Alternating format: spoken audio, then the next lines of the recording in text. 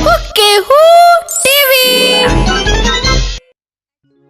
गोटिए जंगल रे बाघ भालू आउ बिलुआ सांग हेई रहुथिले। तीन जण मिसी दिने गोटाए भोजी करबाकू निष्पत्ति नेले। सेमाने दिने भोजी विषय कथा होउथिबा बेले सिंह तांको कथा सुनिदेला। से बुदा भितरु बाहरी आसी कहिला, जंगल रे भोजी हब, अथच जंगलर राजा से विषय जानिबेनी। ना ना ना ना माने माने माने महाराज, आमे एठू जाई कि आपन को एही विषय कहि थांतु। चुप कर बिलुआ, तो कथा मु भल भावे जाने। मिछ सत कही अन्य मानंकु ठकीबाटा तोर गोटे पुरुणा अभ्यास। नाई महाराज, सेमिति भाबंतुनी।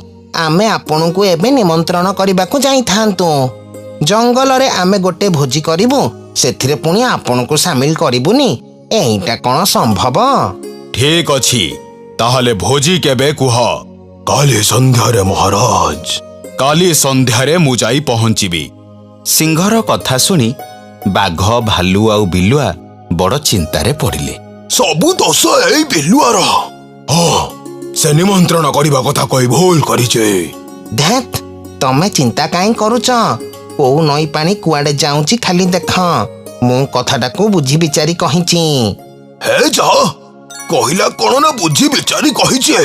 बुझी विचारी कहि भूल करंतेनी, बुझेलु? सुन बेलुआ, काली जदि हरिण मांस मो पई न बळे ताहले तो खबर मो बुझेबे।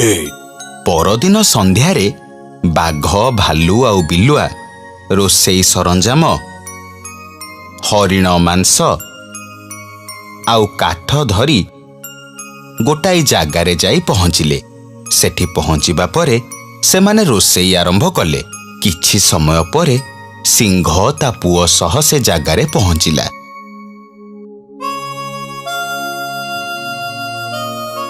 अरे वाह, भारी बढ़िया बास्ना आसुची तो। हाँ बापा, बहुत बढ़िया बासुची। भालू मौसा बढ़िया मसला पकई बोधे आज रोषेई करूछंती। आसंतु आसंतु महाराज, बसंतु। सिंह आउ ता पुओ बसी पड़िले।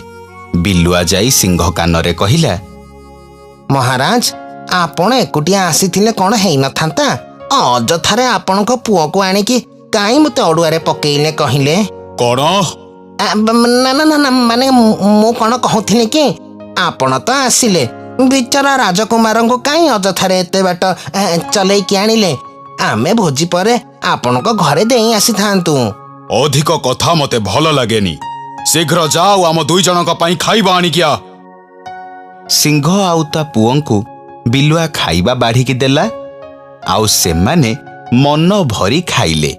सेमाने एते खाइदेले जे शेषरे हांडीरे आउ 4 खंड मांस बळिला। बाघ एसबु घटना देखि बिलुआ को टिके दूर को डाकी कहिला, किरे बिलुआ, ये कौन आम आगरे एते गप मारिलो? शेषरे आउ 4 खंड मांस बळिचे। मु कहितिली तुमको जे ये निश्चय गंडगोल करिबो। मु केते कष्ट करी रोषेई कली, शेषरे मांस टिके भल कि खाई परिबिनी। अजी तते मु छाड़ीबिनी बिलुआ। अरे अरे रुह, तमे तो रागुच काई बाघ भाई? सिंह को खाइबा को देला बेले सेता पुओ को एई पाख जंगल रे भल हरिण अछंती बोली से कहूथिबार मु सुनिची। मो भाई माने आजी केते काम कलेनी। एबे तमे माने जाओ आउ भल की गाधेई पड़। तमे माने आसिला बेलको मो शिकार करी आनी रांधिकी रखिथिबी। बिलुआ कथा सुनी बाघ आउ भालुंको पाटिरु लाळ गड़िला। सेमाने सांगे सांग गाधेई पळेइले।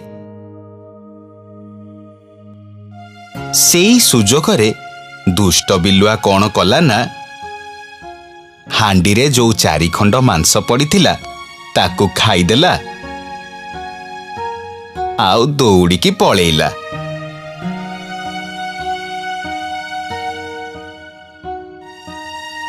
एई सबु घटना को बुदा मूलरे लुचि रही गोटाए मूसा देखुथिला। से कोन कला, सांगे सांग सबु कथा जाईकी बाघ आउ भालुंको आगरे कहिदेला।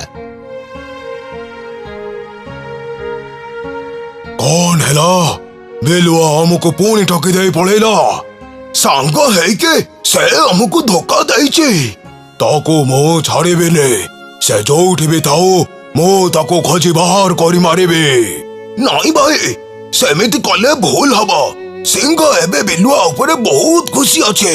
ଯଦି ଆମେ ବିଲୁଆର କିଛି କ୍ଷତି କରିବା ତାହେଲେ ସେ ଆମକୁ ଛାଡ଼ିବନି। ତାହେଲେ ଆମେ କଣ କରିବା? ଆମେ କାଲି ସିଂହ ପାଖକୁ ଯିବା ଆଉ ସବୁ କଥା କହିବା, ଆଉ ଆମ ସହ ପ୍ରମାଣ ଦବାକୁ ମୂଷାକୁ ଆମେ ସାଙ୍ଗରେ ନେଇକି ଯିବା। ବାଘ, ଭାଲୁ ଆଉ ମୂଷା ସିଂହ ପାଖରେ ଯାଇ ପହଞ୍ଚିଲେ ଆଉ ସବୁ କଥା କହିଲେ। ସିଂହ ତା ମନ୍ତ୍ରୀ ଠେକୁଆକୁ ଏଇ ଘଟଣାଟାକୁ ସମାଧାନ କରିବାକୁ କହିଲା। ଠେକୁଆ ସବୁ ପ୍ରାଣୀମାନଙ୍କୁ ସତ ପଚାରିବାରୁ ବାଘ, ଭାଲୁ ଆଉ ମୂଷା ସ୍ପଷ୍ଟ ଉତ୍ତର ଦେଇଦେଲେ। ହେଲେ ବିଲୁଆ ଯେହେତୁ ଦୋଷ କରି ଘୋଡ଼ଉଥିଲା, ସେ ଉତ୍ତର ଦେଲାବେଳେ ତା ପାଟି ଥରିଲା। ଠେକୁଆ ଭୁଲ କାହାର ଜାଣିପାରିଲା। ସେ ଗୋଟାଏ ପାତ୍ର ନେଇ ନଈ କୂଳକୁ ଗଲା। ସେଠି ପହଞ୍ଚି ସମସ୍ତଙ୍କୁ କହିଲା, ଏଇ ପାତ୍ର ସାଧାରଣ ପାତ୍ର ନୁହଁ।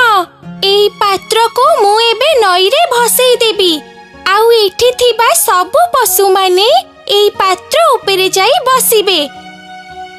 ଯିଏ ମିଛ କହୁଥିବ ସିଏ ଏଇ ପାତ୍ର ଉପରେ ଚଢ଼ିବା ମାତ୍ରେ ପାତ୍ରଟା ପାଣିରେ ବୁଡ଼ିଯିବ। ପ୍ରଥମେ ମୂଷାର ପାଳି ପଡ଼ିଲା। ଯେହେତୁ ମୂଷା ଛୋଟ ପ୍ରାଣୀଟା, ସେ ପାତ୍ର ଉପରେ ଚଢ଼ିଲା ପରେ ପାତ୍ରଟା ବୁଡ଼ିଲା ନାହିଁ।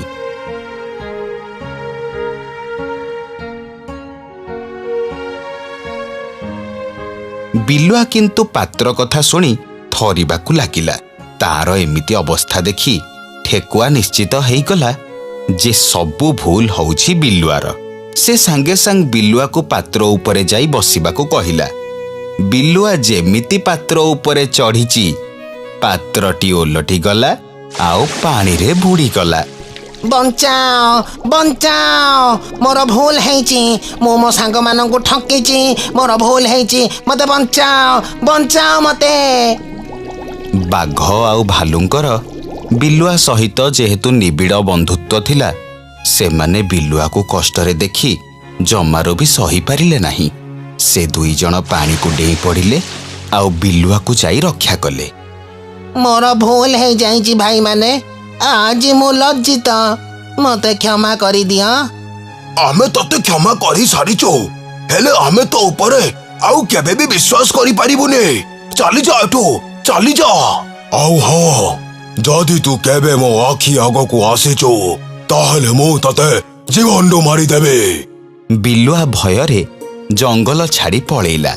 ମିତ୍ରତାରେ ବିଶ୍ୱାସଘାତକତା କଲେ ଏଇଭଳି ପରିଣାମ ଭୋଗିବାକୁ ପଡ଼ିଥାଏ।